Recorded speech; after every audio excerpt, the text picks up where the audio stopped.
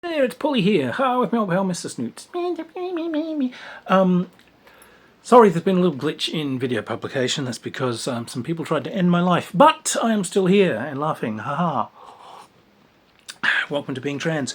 But on a forum on Facebook, I found a really nice set of rules. Now, again, this is what I love about our hobby. Gamers just love gamers. This is a set of rules for World War II battle games called Fire and Dice. Fire and Dice! Yeah, you know it. Anyway, the idea has been to do a good, fun, usable set of World War II rules that are free and always will be free. They're available for download. I will put the link in the comments. They will always be free. They are just a gift from one gamer to the rest of the gaming community. It is very clearly Australian written, partly because you can see the arts will come from the Australian War Memorial, and also the language. God bless my people. Alone upon a rock I stand, a can of Foster's in my hand. Symbol of a great country. Australia, you fucking beauty. Anyway,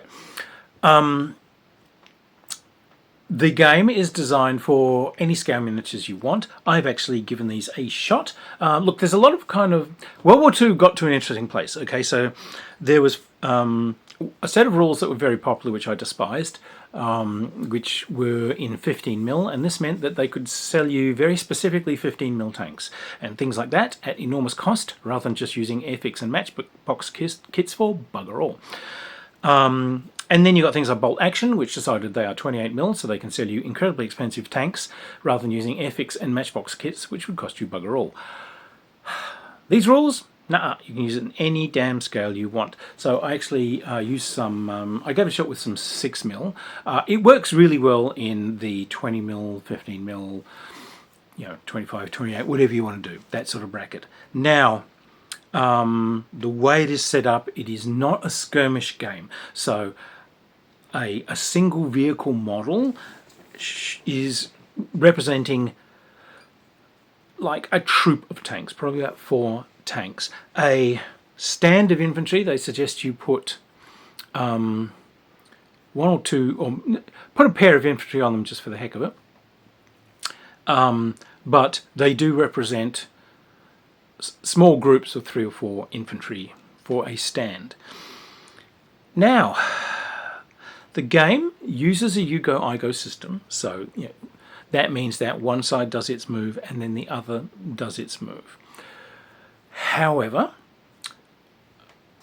there are ways of interrupting initiative and placing your own activities inside the other guy's turn. So what happens is you basically dice off for initiative at the start of a turn. One side will then begin attempting to activate units. Now, one of the things I like is that you don't just get to move and shoot. A unit has to make a morale check to see if it can activate this turn. This means that very, very elite or very, very veteran units will tend to act every turn and are quite decisive on the battlefield. Greener troops and so on are not as decisive. They don't move, they don't respond as well. I really like this idea, by the way. It's a very good one. So anyway, you nominate units that move. You can fire before you move. You can declare that you're firing on the move, which of course gives you a negative.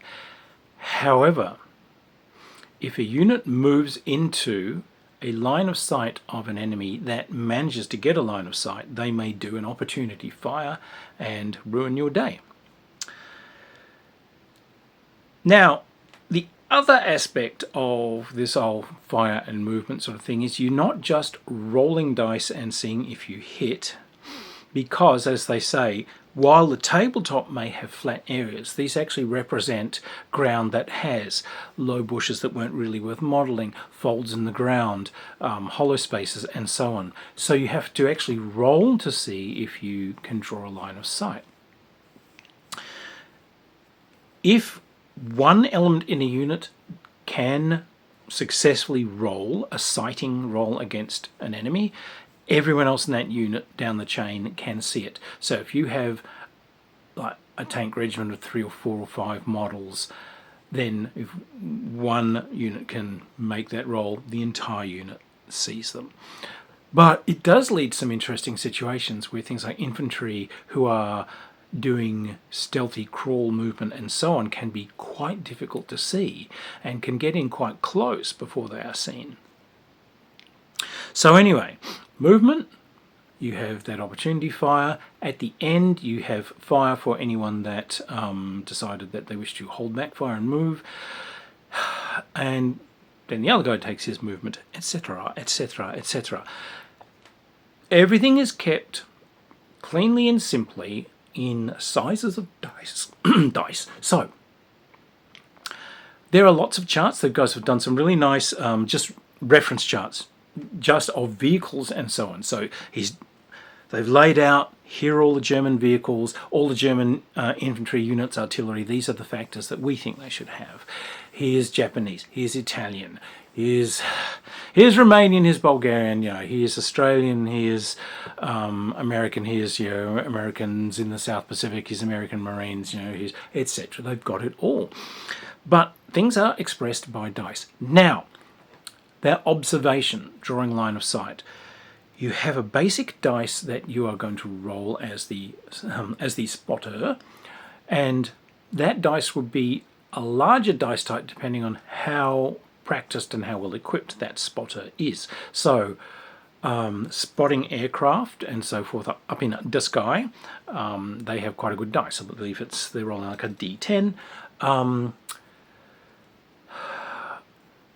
Recce units and so on are going to be rolling like D8s and so on, or D10s if they're like specialized.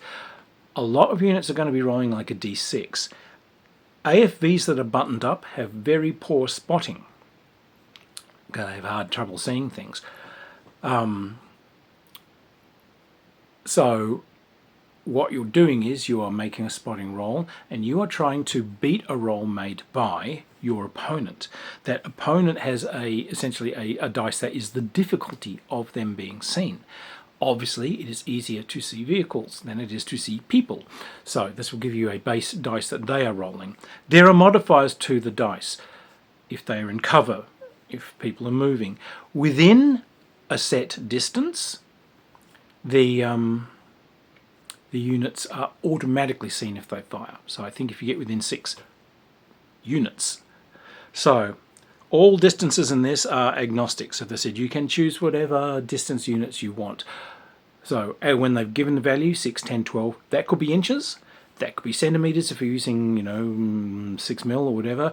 Or maybe you would like more movement and you're going to do a base width. So you're going to say this is, a 2.5 inch base width or length of a tank or what have you. Up to you, my friends. Another thing about the dice that I kind of like is in movement. You have a set movement for vehicles. Buttoned up tanks have a lower movement than tanks that have the crewies with their heads out. Actually, I haven't really seen anyone do that in some rules, and that's a good rule. Going through rough terrain subtracts a particular dice type from your movement. You roll a dice, and that dice is larger depending on how much your vehicle really dislikes that kind of terrain. So you're going to be subtracting a D6, a D8, a D10 from the movement of the vehicle. So it's random. I like that. Yeah, another really good idea. Combat works in a similar way, and it's an interesting mechanism. I actually really like this. She drinks. So, in the stats for the vehicles, it will split them into, for their weapons, an HE value, that is against soft targets, and an AP value against armour. These will be different dice types again. Vehicles will have dice that represent their protection. Now, infantry and artillery and so on have much the same. They have a dice type, which is their effect at different ranges. And that does vary between nation and nation, to reflect the types of firepower and so on different infantry groups have. Same goes for artillery, etc. Now, for, say, someone firing on infantry, you are rolling your dice for attacking soft targets, and you are hoping to score higher than the infantry's defensive roll. Now, the infantry have dice that they roll for essentially their duck and cover ability. Their dive and roll ability, I think it's down as. The more experienced the unit, the higher that dice will be. It's much harder to get rid of veteran units than it is to get rid of green ones. Again, I like that. It gives them a real tenacity. They're hard to dig the little blighters out. For AP versus armor, you're trying to roll the AP value and beat the defense. Now, in each case, what you are doing is you're adding to the dice roll of the attacker depending on the number of vehicles or the number of infantry that are firing. So you basically take the number of individual models, number of stands, and you add that directly to the dice. The casualties that something takes comes on the difference between the two dice rolls. In the case of something like infantry or gun crews, they track kind of casualties to gun crews this way as well. It is removed, essentially figure stands are removed from the infantry or the gun crews, which of course directly affects their ability to do damage back. Lower numbers, lower bonus to the dice, less firepower is winging its way down range. In the case of vehicles, one hit will do damage to a vehicle, 2 hits, I believe, immobilize, 3 hits, destroy. So you're looking for those big overcomings of the defensive dice rolls, and that comes both from essentially the caliber of the weapons and the efficiency of the weapons and numbers. It's an interesting mechanism. It's a simple one.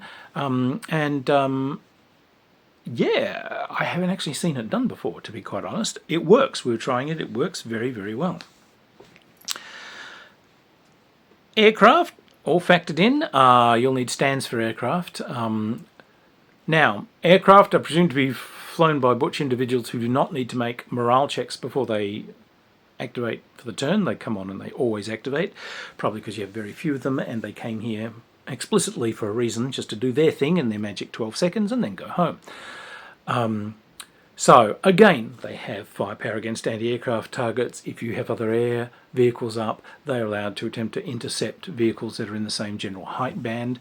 So in other words, if you have something up at 60,000 feet, it is in no way under threat by that thing you've got, crawling nap of the earth way down below. But firepowers, etc., it all works in.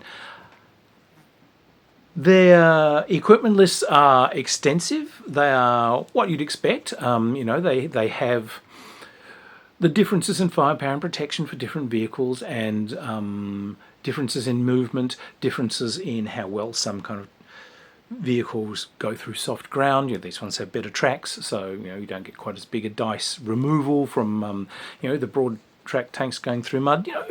It's a nice system they've got. Yes. The more veteran troops, you can see they've got better dive and roll characteristics and these sorts of things. So you can see these guys are more or less easy to send forth into the next life. Their commitment is that these will always be available for free, that these are for the community, by gamers for gamers. Mess with them as you will. I really like this. This is what makes gaming such a beautiful place to be. Someone wasn't happy with the games that were out there, and I know how they feel. A lot of the games I've seen are done entirely to sell you a range of models.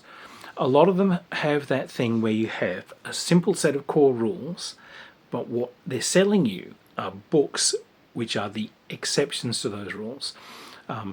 Huge lists of different pieces of equipment or different magical troop types that somehow break or stretch those rules that they've established. This gave you those pretty simple tools. Everything runs off opposed dice rolls, looking to beat the defensive dice roll. And for morale, again, it's a simple dice roll. You are looking to essentially beat a task number. If you fail, then the amount you fail it by tells you the consequences. So units can just freeze in place, or units can attempt to do silly things like go to ground. If they are under fire and so on, and they fail morale rolls, obviously you might end up retreating, etc. But apart from these little charts, the tale tells itself in the dice roll. That difference between the dice rolls is the casualties, or 3 steps to destruction for AFVs. Simple yet elegant, and to my eye, that's really good game design. So hats off to the designer. My absolute respect as a gamer for designers who've decided to essentially create a gift just for their fellow gamers. I hope we meet up and play it together someday, chaps. More power to you.